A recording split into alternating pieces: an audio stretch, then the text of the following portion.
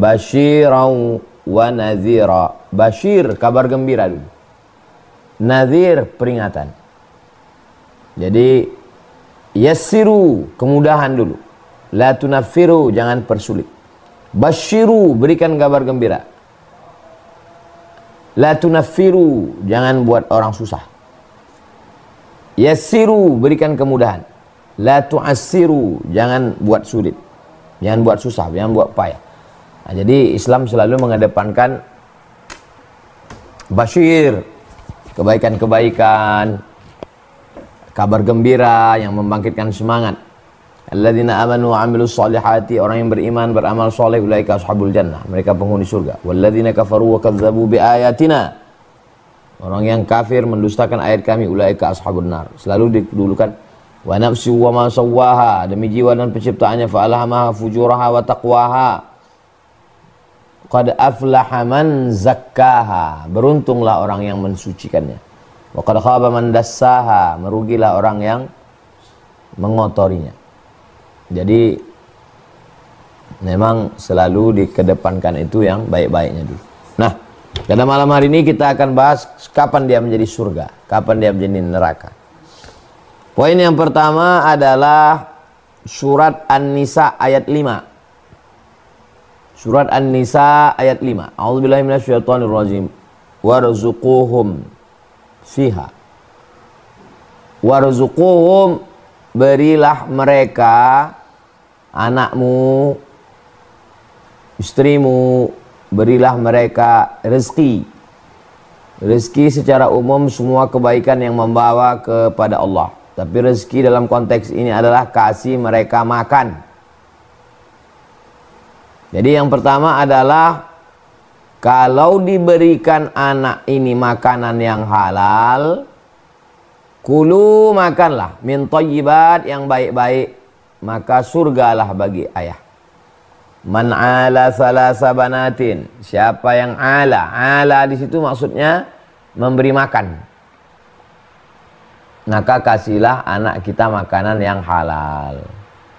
Kalau kita kasih dia makanan yang halal, sepiring nasi yang halal, berubah menjadi setetes darah yang halal, masuk ke dalam jantungnya, menyembur ke kepalanya, dari kepala turun ke matanya, matanya ingin melihat yang halal, mengalir dari otaknya ke telinganya, telinganya mendengar yang halal, otaknya itu berisi darah yang halal, maka pikirannya halal, mudah dia ngapal Quran. Jangan kasih anak makan haram.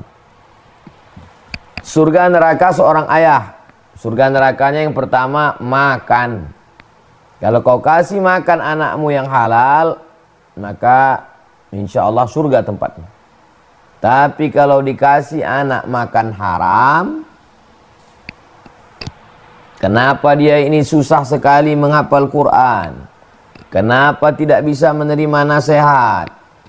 Gurulah yang paling menderita menghadapi anak makan haram. Di kelas melawan, dikasih tahu, menjadi siswa yang tidak patuh taat kepada guru. Gara-gara apa ini? Di antara penyebabnya adalah gara-gara dikasih makan haram.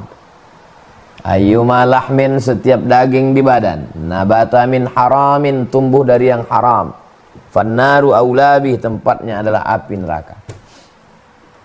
Poin yang pertama, kapan ayah dapat surga? Saat mengasihi anak makan halal. Kapan ayah bisa masuk neraka? Saat mengasihi anak makan haram. Jangan kasih anak makan sogo, ar-rashi wal murtashi. La'ana Rasulullah SAW ar-rashi wal murtashi. Rasulullah SAW melaknat orang yang menyogok dan orang yang menerima sogok. Man ghasyana falaysa minna. Siapa yang menipu maka dia bukan golongan kami.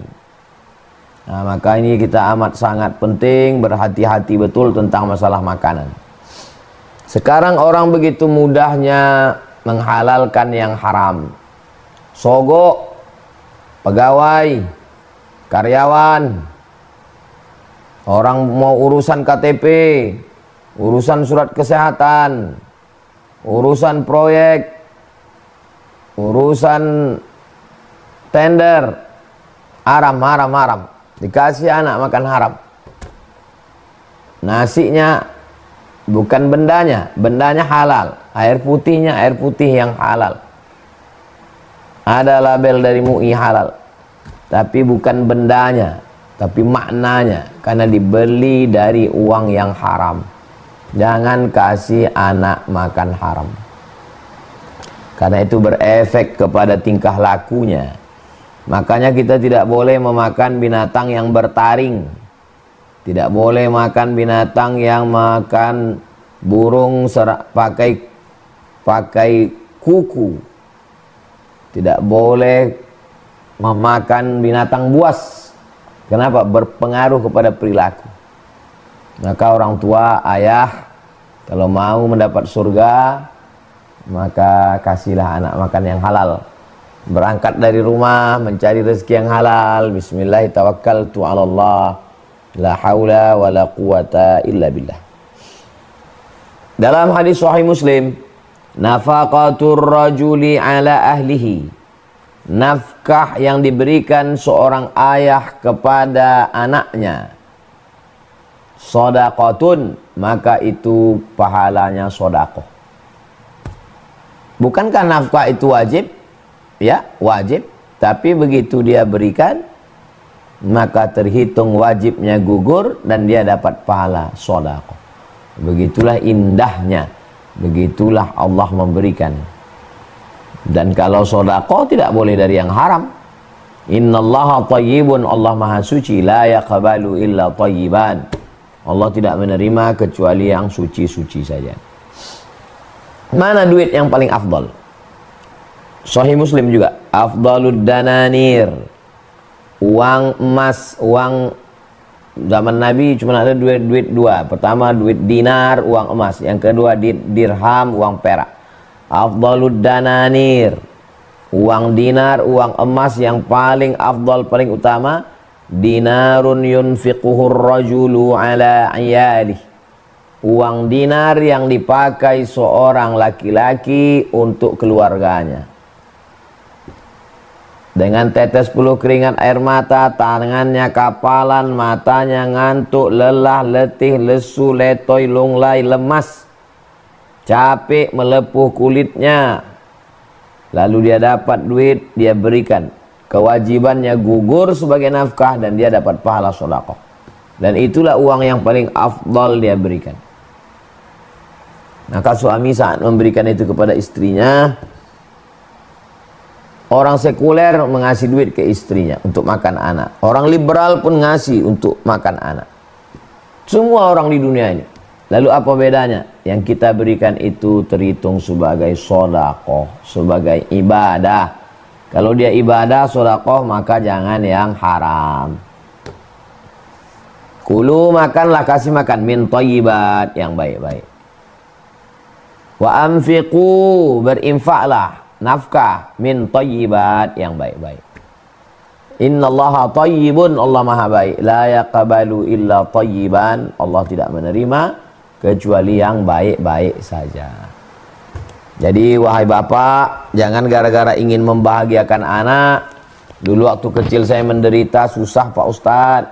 Sekarang saya mau menyenangkan, membahagiakan anak dengan uang sogo, dengan uang pelicin, dengan uang tunjang, uang sipak, uang sundul, uang tanduk, uang haram. Jangan. Kita sudah merusak pucuk-pucuk yang hijau, kita rusak dengan lalat, dengan ulat. Kitalah yang merusak anak-anak ini. Kalau ada orang mengatakan kenakalan remaja, kenakalan ayah, kenakalan orang tua, karena tidak sabar melihat teman-temannya sepatu baru, ke sekolah pakai motor, handphone. Jadi sekarang memang kita terjebak pada masyarakat yang konsumtif. Duit susah, akhirnya terjebak kepada riba, terjebak kepada judi, terjebak kepada riswah, terjebak kepada sogok, terjebak kepada perbuatan haram. Nah, jadi yang pertama adalah surga neraka seorang ayah saat dia memberikan makanan yang halal, surgalah baginya. Saat dia memberikan makanan yang haram, maka nerakalah baginya. Yang pertama. Yang kedua, masih surat An-Nisa ayat 5. Waksuhum kiswah. Kiswah artinya di Ka'bah itu kan ada kain yang menutup Ka'bah, kiswah. Kain, maksudnya pakaian. Berilah pakaian kepada anak. Waksuhum, berilah pakaian pada anak. Kalau ayah memberikan pakaian pada anak laki-lakinya, baina surrati warukbah, antara pusar dan lutut, surga baginya, karena dia sudah menjaga kehormatan anak. Kalau seorang ayah memberikan pakaian kepada anak perempuannya, menutup dari ujung rambut sampai ujung kaki, ya ayuhan nabi, wahai nabi, qul li azwajika, katakan kepada anakmu, wa banatika, qul li azwajika, katakan kepada istrimu, wa banatika, kepada anakmu, wa nisa'il mu'minin, katakan kepada perempuan yang beriman, yudnina alaihinna min jalabibihinna, hendaklah mereka menurunkan pakaiannya. Kain yang panjang namanya jilbab. Bukan jilbab yang penutup rambut itu. Jilbab ini kain panjang yang menutup dari ujung rambut sampai ke ujung kaki. Jalabib jamaknya. Dulu mereka pakai kain dari ujung rambut ke ujung kaki, tapi leher masih terbuka, lengan masih terbuka, betis masih terbuka. Turun ayat yudnina alaihinna min jalabibihinna, turunkan. Yang leher ini turunkan tertutup, yang lengan ini turunkan sampai kemari, yang betis turunkan sampai ke ujung kaki. Innal mar'ata, sesungguhnya perempuan, la idza balagatil mahid, kalau sudah sampai usia haid, menstruasi, mohon maaf, la yasluh la an yura minha, tidak boleh kelihatan dari tubuhnya illa hadza, kecuali ini wajah, wa hadza, dan ini telapak tangan, zahiruha, bagian sini, wa batinuha, di sini, artinya ditutup sampai kemari. Kalau ada perempuan yang menutupnya sampai kemari, afdal, baik, tapi tidak wajib, karena boleh menampakkan zahiruha wa batinuha. Jadi menutup pakaian ayah, kalau kau tutup anak perempuanmu, kau tutup anak laki-lakimu, surga bagimu. Tapi kalau kau bukakan, la yadkhulul jannah, tidak masuk surga, dayus, neraka bagimu. Karena tempat di akhirat cuma dua, surga atau neraka. Tidak masuk surga dayus. Siapa itu? Alladzi la yagharu ala maharimihi, tidak ada rasa cemburu kepada mahramnya. Dari mulai ujung rambut terbuka, pakai baju lengan pendek, leher nampak sempit. Begitu juga dengan bagian bawah, celana jeans, legging, celana sempit, karet.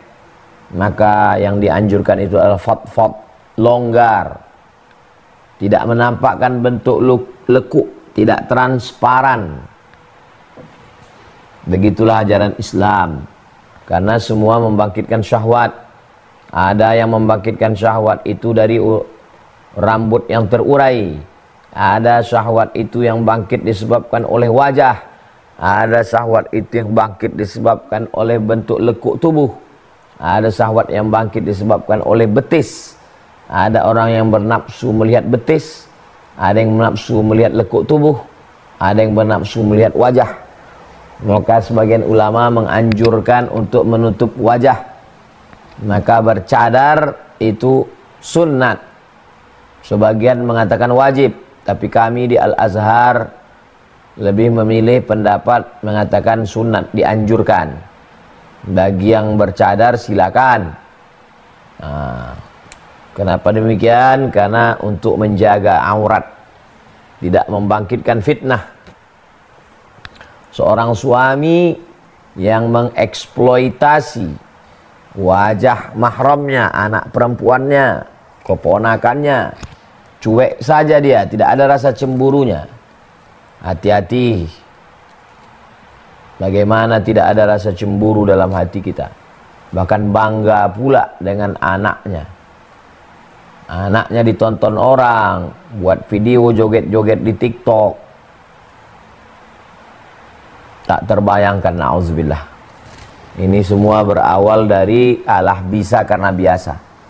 Jadi anak-anak kecil ini supaya dibiasakan memakai pakaian yang menutup aurat. Kalau ada orang merasa heran kenapa di Indonesia ini anak-anak kecil sudah pakai jilbab. Anak TK pakai jilbab. Keponakan saya TK kemarin dibawa mandi ke waterboom. Wah, buka jilbab ya, karena mau mandi.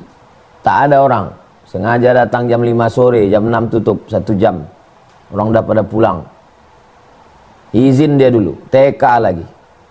Allahu Akbar, senangnya hati saya. Saya tak punya anak perempuan. Keponakan perempuan masih TK, belum masuk SD. Izin mau buka jilbab. Itu pun sudah setengah jam mandi, udah basah semua. Mungkin risih dia. Rambutnya sudah kusut-kusut di dalam. Jadi izin dia buka. Tak ada orang lihat, bukalah. Padahal anak kecil.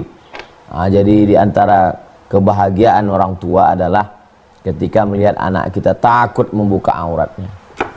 Dalam hal ini almarhumah emak saya sangat keras kepada cucu. Kata orang, nenek sayang sama cucu sampai tidak peduli kepada aurat cucu. Tapi almarhumah nih cucunya masih kecil. Kalau udah saya pulang, dengar suara klakson ten-ten, itu keponakan perempuan pontang-panting ke kamar mencari kain, mencari jilbab, mencari sarung, karena laki-laki. Padahal saya mahramnya, karena ayahnya dengan saya adik-beradik, berarti saya ini bisa jadi walinya. Tapi begitulah kami diajarkan di keluarga. Begitu juga dengan keluarga Ustazah Fatimah. Memang anak perempuan ditutup, sehingga mereka tidak pernah dibawa undangan walimah, acara pesta nikah, tak tahu tetangga kawan. Akhirnya waktu acara pesta nikah walimah, heran mereka. Oh, ada anak perempuanmu, kata kawan-kawan Umi. Artinya apa? Memang Allah Subhanahu wa ta'ala menunjukkan ke saya, kalau kita jaga anak perempuan ini dengan baik, memang surgalah bagi orang tua. Surga di dunia. Apa surga di dunia? Ketenangan hati. Sesuai dengan doa Rabbana hab lana min azwajina wa dzurriyyatina qurrata a'yun, sejuk mata hamba. Diturunkan Allah ketenangan dalam hati. Tapi kalau sudah dibiarkan terbuka, orang kalau di pasar mencari jeruk yang kulitnya masih tertutup, durian yang tertutup, semangka yang masih tertutup, kalau udah terbuka, lisut layu, tak mau lagi orang beli. Kenapa perempuan dicari yang terbuka? Yang masih tertutup, kulitnya tertutup, dibalut plastik, di dalam etalase, di dalam supermarket, itu makin tertutup, makin mahal.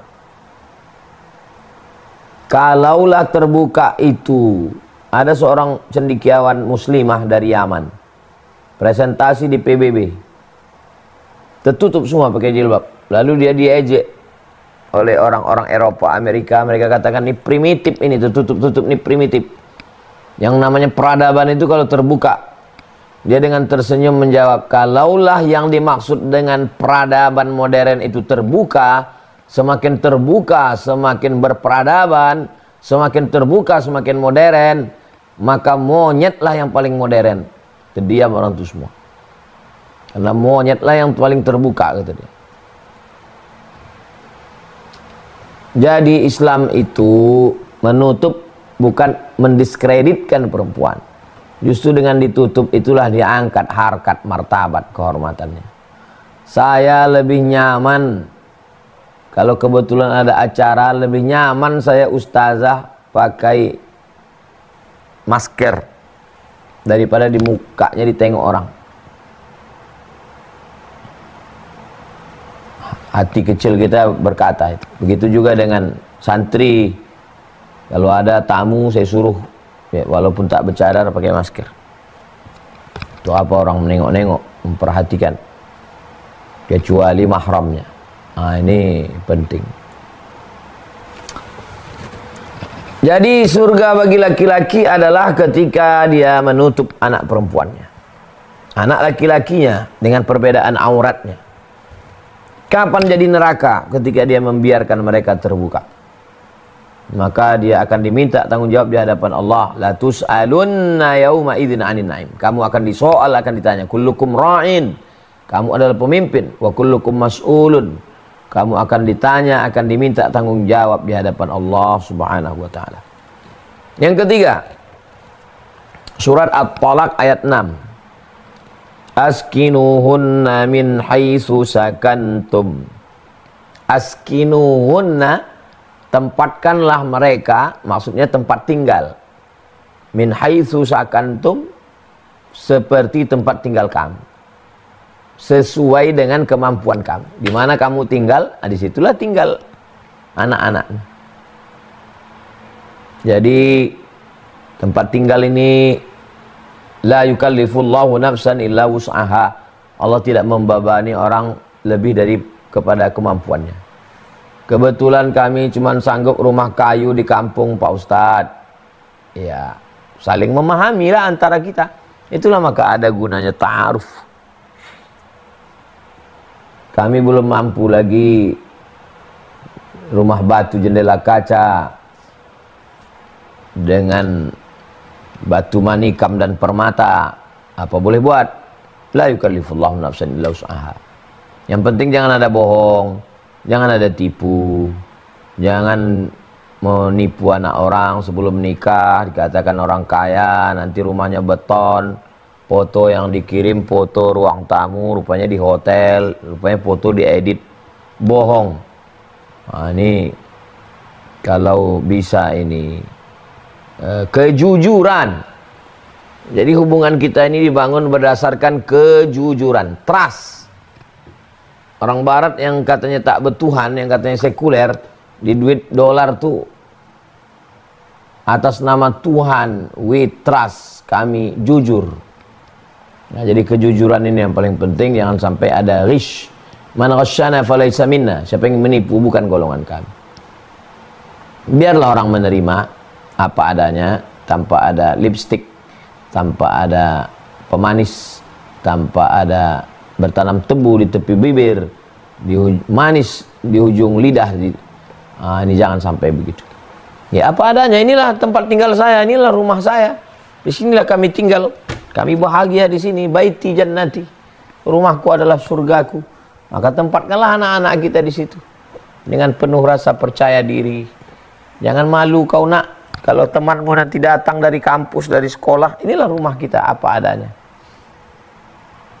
Jangan sampai setiap pertemuan ngelak-ngelak, malu. Inilah rumah kita. Nah, jadi orang tua menempatkan anak di tempat yang layak. Wa farriquhum fil madaji', pisahkan tempat tidur anak laki-laki dari anak perempuan. Muru auladakum bis shalah, suruh anakmu salat wa hum abna'u sab'a sinin, 7 tahun. Wadribuhum fil 'ashrah, pukul ketika umur 10 tahun. Wa farriquhum fil madaji', pisah tempat tidur. Anak pisah dari bapak ibu karena dia sudah mulai paham, mengerti, mulai mumayyiz. Sobi belum paham, mumayyiz, mulai bisa membedakan hak batil, bengkok, putih, hitam, tapi belum baligh. Nah, baru proses ketiga baligh. Jadi sebelum baligh itu pun dia sudah pisah anak laki-laki dengan anak perempuan. Itu untuk menjaga hal-hal yang tidak diinginkan. Apakah anak laki-laki nanti cenderung menjadi perempuan, atau anak perempuan cenderung menjadi laki-laki, atau anak laki-laki dengan anak perempuan melakukan hal yang tak diinginkan. Nauzubillah, nauzubillah, nauzubillah. Maka ini poin yang ketiga adalah tempat tinggal. Kalau ayah menempatkan anaknya tempat tinggal yang baik sesuai dengan ajaran syariat Islam, Jadikanlah di pojok rumah itu. Waktu Nabi datang bertamu, di rumah itu Nabi sholat. Selesai sholat, pertama Nabi jamu makan. Habis makan, kata Nabi, aina turidu an usolli? Di mana kamu mau aku sholat di rumahmu ini? Kata dia, di sinilah sholat ya Rasulullah. Nabi sholat di situ. Tempat Nabi sholat, kening Nabi menempel itu dijadikan musalla al-bait, musalla dalam rumah, tempat sholat. Jadi walaupun rumah kita tidak besar, bukan gedung yang mewah, tapi ada pojok tempat sajadah, biasakan sholat dengan istri, dengan anak. Bukan sholat fardu, sholat subuh, zuhur, asar, maghrib, isya di masjid.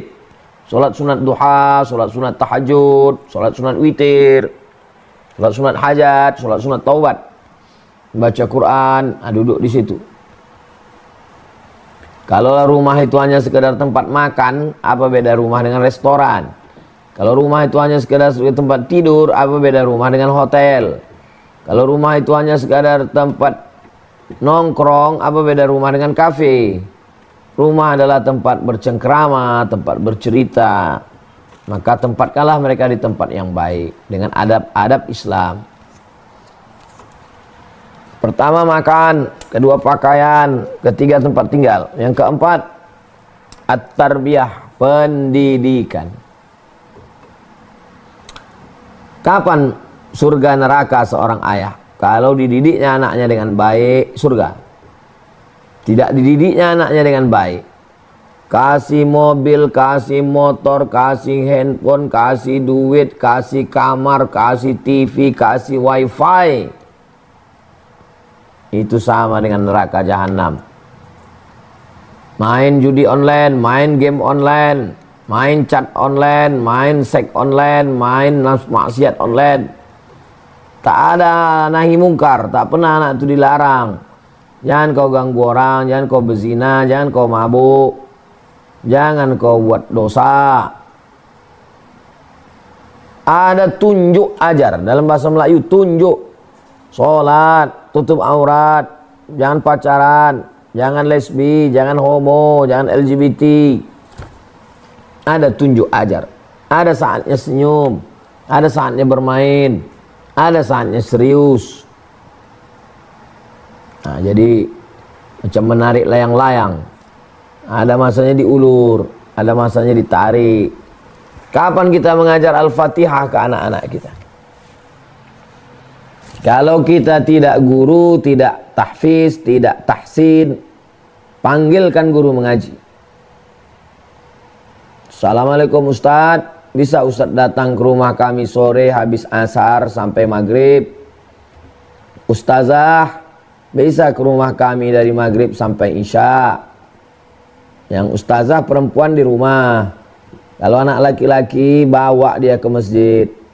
Minimal 3 kali sholat, maghrib, isya. Dari maghrib ke isya jangan pulang ke rumah, duduk di masjid. Pengurus-pengurus masjid tolong buatkan ngaji anak di masjid. Kami di Rimbo Panjang, di Mahat Az-Zahra, membuka anak sepanjang jalan Kamboja nih, mengaji di TK, karena masjid belum siap. Bebas, siapapun datanglah bawa anak mengaji. Ustazah disediakan untuk mengajar anak-anak. Supaya apa? Supaya saya nanti kalau mati dituntut ditanya Allah, apa kau ceramah aja, anak-anak tak pandai mengaji. Kalau saya dulu yang mengaji orang tua. Dari mulai alif ba ta alif dia te alif di bawah, alif depan u, alif dua dt alif di bawah, alif depan un, sampai habis. Setelah itu baru dari Al-Fatihah sampai ke Anas. Habis itu diserahkan ke guru mengaji. Di rumah diajar mak, orang tua mengajar. Kapan kita mengajar anak? Anak perempuan, ibu yang mengajar. Bagaimana ini darah pertama, nanti darah menstruasi haid. Kau tak boleh megang Quran, tak boleh baca Quran, tak boleh bawa Quran, tak boleh masuk masjid, tak boleh sholat, tak boleh tawaf. Itu diajarkan semua kepada anak-anak kita. Anak laki-laki, jangan kau mengganggu perempuan, kau sudah akil balik, belajarlah untuk mandiri. Diajak dia ke tempat kita bekerja, berdagang, berniaga, hari Sabtu, hari Ahad balik sekolah, supaya dia dibawa dia ke masjid untuk pendidikan agama, dibawa dia ke tempat jualan, dibawa dia ke kebun, biar tahu dia susahnya cari duit. Kalau orang tua saya dulu dibawanya ke tempat memanen sawit. Nah, kau tengok itu orang ngutip brondol, kau tengok itu orang mengambil dodos, pakai egrek yang tak bisa didodos, yang tinggi pohon sawit, yang udah 20 tahun. Ah, kau tengok untuk cari makan anak bini, supaya kita menghormati duit. Nah, ini pendidikan. Ini bagaimana pendidikan yang baik. Kalau anak dididik dengan baik, belum sanggup mendidik di rumah, masukkan ke pesantren. Memang pesantren lagi babak belur sekarang. 0,0001%. Setitik nila rusak susu sebelang. Itulah yang diangkat-angkat medsos.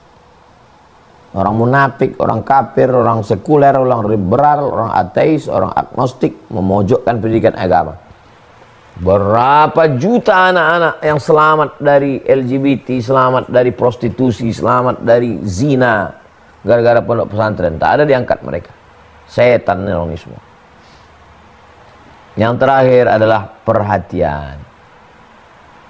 Tegur sapa, apa kabar, gimana di sekolah, gimana guru, gimana kawan-kawan, gimana murid. Berapa orang kawan Hazik di kelas, berapa laki-laki, berapa perempuan, gimana kawan-kawan itu, baik semua, ada yang mengganggu, jangan ganggu kawan, jangan bully kawan. Mana nilainya? Coba baca surat pendek, amma yatasaalun, bawa jalan-jalan. Suka rupanya anak-anak ini pakai mobil yang tak pakai tutup. Wah, dibawa jalan-jalan. Suka naik odong-odong. Nah, dibawa jalan-jalan. Apa mau dia? Oh, dia mau mandi ke kolam acari. Yang kolamnya laki-laki, menutup aurat. Jangan campur aduk. Itu. Jadi pendidikan Islam ini tidak kaku. Jadi ada perhatian. Jangan sampai anak perempuan kurang perhatian, ayah tak memperhatikan, emak tak memperhatikan, ingin perhatian kawan. Kawan dugem, mabuk, sakau.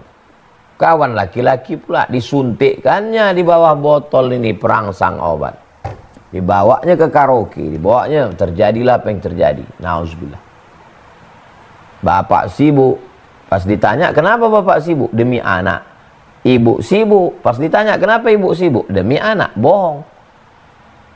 Keberhasilan seorang perempuan adalah ketika anaknya selamat saat akad nikah.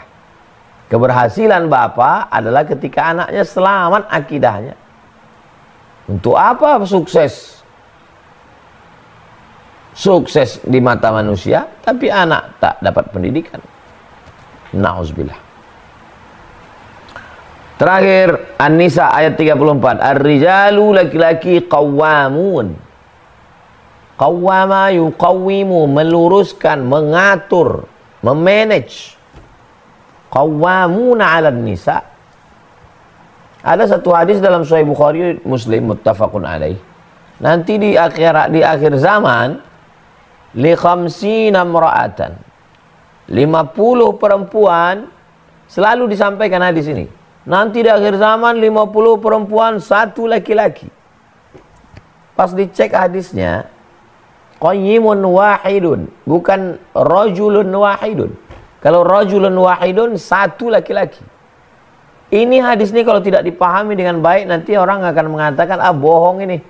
Kemarin kami udah adakan survei Pak Ustadz, sensus, ternyata nggak ada tuh satu laki-laki 50 perempuan. Memang bunyi hadisnya tidak dikatakan rajulun wahidun, tapi qayyimun wahidun. Apa makna qayyimun? Laki-laki yang melaksanakan tugas sebagai laki-laki. Mendidik, melindungi, mengayomi, mengajarkan, memberikan teladan, contoh yang baik. Qayyimun wahidun. Banyak laki-laki.